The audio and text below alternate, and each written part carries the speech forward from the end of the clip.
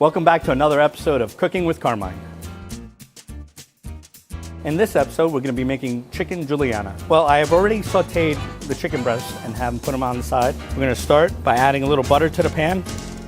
Now we're going to add zucchini, yellow squash, and some portobellos. I'm going to saute them up nicely. We're going to add some salt and pepper to this. We're going to let this saute for a few minutes. We're going to add a little flour to that so we can start making our roux in the pan.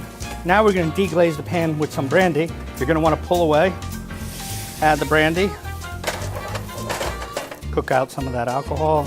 Now we're going to add some brown chicken stock.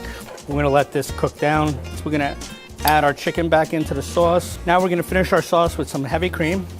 Now that the sauce is down to the consistency that I like, we're ready to plate. Finish the plate with some parsley. Bon appetit.